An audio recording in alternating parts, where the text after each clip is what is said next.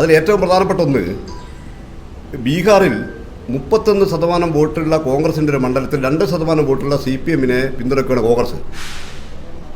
എന്നിട്ട് അറിയാൻ പറഞ്ഞത്, രാഹുൽ ഗാന്ധി എന്ന മനുഷ്യൻ CPIM-ന്റെ ചിഹ്നം നിലനിർത്താൻ വേണ്ടി ത്യാഗം സഹിക്കുകയാണ് എന്ന് പറഞ്ഞപ്പോൾ ആളുകൾ കൈയടിച്ചിട്ടുണ്ട്. അങ്ങനെ പല പരാമർശങ്ങളും രാഷ്ട്രീയമായിട്ടുണ്ട്.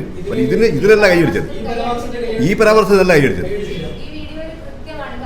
അല്ല, ഞാൻ ചോദിക്കട്ടെ, ഒരു 1-2 ആൾ ഞാൻ പറഞ്ഞോട്ടെ, 1-2 ഞാൻ ചോദിക്കട്ടെ, ഞങ്ങളൊക്കെ ഞങ്ങൾ വേദിയിൽ നിന്ന് കൈയടിച്ചിട്ടില്ലല്ലോ. നിങ്ങൾ കാണുകയാണെങ്കിൽ 1-2 ആളുകൾ പങ്കെടുത്ത ഒരു പ്രസംഗത്തിൽ രാഷ്ട്രീയമായി CPM-നെ പൊളിച്ചടക്കുന്ന രൂപത്തിലേക്കുള്ള പ്രസംഗം, രാഷ്ട്രീയമാണ് പ്രസംഗം എന്ന് പറഞ്ഞാൽ 1975 അടിയന്തരാവസ്ഥയ്ക്ക് ശേഷം BJP ഉൾപ്പെടെയുള്ള RSS-മായി മുന്നണി ഉണ്ടാക്കി അതിന് അന്നത്തെ ജനറൽ സെക്രട്ടറി സുന്ദരയ്യയുടെ എതിർപ്പും അദ്ദേഹത്തിൻ്റെ രാജിക്കത്തും ഉൾപ്പെടെയുള്ള പ്രശ്നങ്ങൾ, അതിന് മറുപടി പറയാൻ CPM അന്ന് തുടങ്ങിയ, ഞാൻ പറയട്ടെ, അന്ന് തുടങ്ങിയ രാഷ്ട്രീയ ബാണ്ഡവമാണ് EMS-ന്റെ പ്രഖ്യാപിത നയം.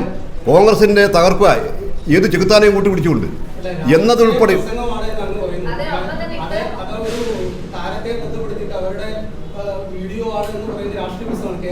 ഞാൻ പറഞ്ഞാൽ ആ പ്രസംഗത്തിനിടയിൽ വന്നു ചേർന്ന് ഇതിനെ ന്യായീകരിക്കുന്നു. അത് ഞാൻ ഫസ്റ്റിൽ പറഞ്ഞു, തെറ്റാണ്, അത് തിരുത്താൻ അദ്ദേഹം തയ്യാറായി, അദ്ദേഹത്തിൻ്റെ പാർട്ടി അതിനെ തള്ളിപ്പറഞ്ഞു, അതിലൊന്നും ഒരു സംശയമില്ല. പക്ഷെ അതിൽ വന്ന രാഷ്ട്രീയമുണ്ട്. 28 മിനിറ്റ് നേരം രാഷ്ട്രീയമാണ് പറഞ്ഞത്. ആ രാഷ്ട്രീയത്തെ സംബന്ധിച്ച് CPM എന്താ പറയാനുള്ളത്? ഇല്ല, ഞാൻ പറയുന്നത് അങ്ങനെ ഒരു കാര്യങ്ങൾ വന്നു എന്ന് പറയുന്നത് തെറ്റ് പറ്റാത്ത മനുഷ്യരില്ല. മഹാത്മാഗാന്ധിക്ക് തെറ്റ് പറ്റിയിട്ടുണ്ട്, തെറ്റാണെന്ന് പറഞ്ഞല്ലോ, തെറ്റാണെന്ന് പറഞ്ഞവരാണ് തിരുത്തിയത്, അല്ലെങ്കിൽ അതിനെ ന്യായീകരിക്കുമല്ലോ. അദ്ദേഹം പറയുകയാണ്, നാദാപുരം, തലശ്ശേരി ഉൾപ്പെടെയുള്ള മേഖലകളിൽ വർഗീയമായ ധ്രുവീകരണം നേരത്തെ ഉണ്ടുപോലും.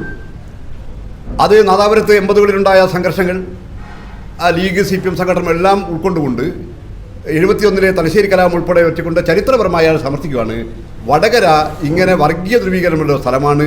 അതുകൊണ്ട് ഈ തെരഞ്ഞെടുപ്പിന് ശേഷം എന്ന് പറഞ്ഞാൽ ജൂൺ 4-ന് വോട്ട് എണ്ണിയാൽ വടകരയിൽ വലിയ പ്രശ്നങ്ങളുണ്ടാകും സാധ്യതയുണ്ട് എന്ന് CPM-ന് ആഭിമുഖ്യമുള്ള CPM-ന്റെ ഭാഗമായിട്ടുള്ള ഒരു ചരിത്ര പണ്ഡിതൻ പ്രഖ്യാപിക്കുകയാണ്. ഇതിൽ നിന്നുറപ്പാണ് ഇത് ഒരു ആലോചിച്ച് നേതൃതലത്തിൽ ഉണ്ടാക്കിയ ഒരു തീരുമാനത്തിൻ്റെ ഭാഗമായിട്ടാണ്. അതുകൊണ്ട് ആണ് വടകരയിൽ കഴിഞ്ഞ 11-ാം തീയതി പ്രതിപക്ഷ നേതാവ് ഉൾപ്പെടെ പങ്കെടുത്തുകൊണ്ട് പരിപാടി വെച്ചത്.